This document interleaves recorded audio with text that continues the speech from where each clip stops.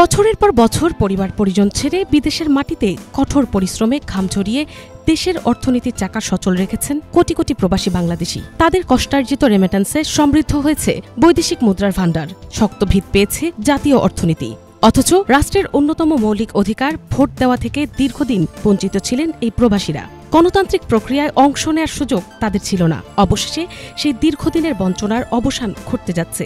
প্রথমবারের মতো ত্রয়োদশ জাতীয় সংসদ নির্বাচন ও গণভোট দেওয়ার সুযোগ পাচ্ছেন প্রবাসী বাংলাদেশিরা।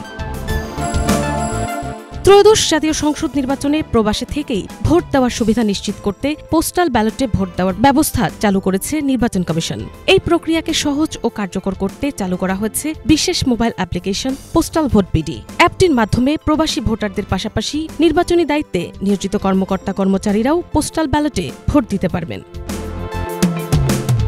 ইতিমধ্যে বিশ্বের বিভিন্ন দেশ থেকে ব্যাপক সাড়া মিলেছে এই উদ্যোগে। নির্বাচন কমিশনের সর্বশেষ তথ্য অনুযায়ী রবিবার সকাল 10টা পর্যন্ত পোস্টাল ভোট বিডি অ্যাপে মোট 2,23,471 জন প্রবাসী বাংলাদেশি ভোটার নিবন্ধন করেছেন। নিবন্ধনকারীদের মধ্যে 2,03,362 জন পুরুষ ও 20,109 জন নারী ভোটার। দেশভিত্তিক নিবন্ধনে সৌদি আরব, যুক্তরাষ্ট্র, কাতার, সংযুক্ত আরব আমিরাত, মালয়েশিয়া, যুক্তরাজ্য, কানাডা ও ওমান, অস্ট্রেলিয়া সহ বিভিন্ন দেশে উল্লেখযোগ্য সংখ্যক প্রবাসী ভোটার যুক্ত হয়েছেন।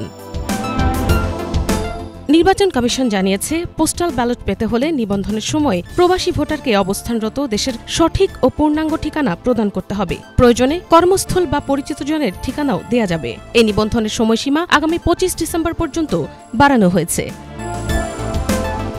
দীর্ঘদিনের ভোট বঞ্চনার অবসান প্রবাসীদের জন্য শুধু একটি আনুষ্ঠানিক সুযোগ নয়, এটি তাদের নাগরিক মর্যাদারও স্বীকৃতি। পোস্টাল ভোটিং ব্যবস্থার মাধ্যমে প্রবাসী নাগরিকদের সঙ্গে দেশের গণতন্ত্রের এক দৃঢ় সেতুবন্ধন তৈরি হবে বলে মনে করছে নির্বাচন কমিশন।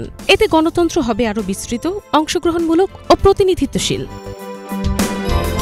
মিনালা দিবা, বাংলা ভিশন, ঢাকা।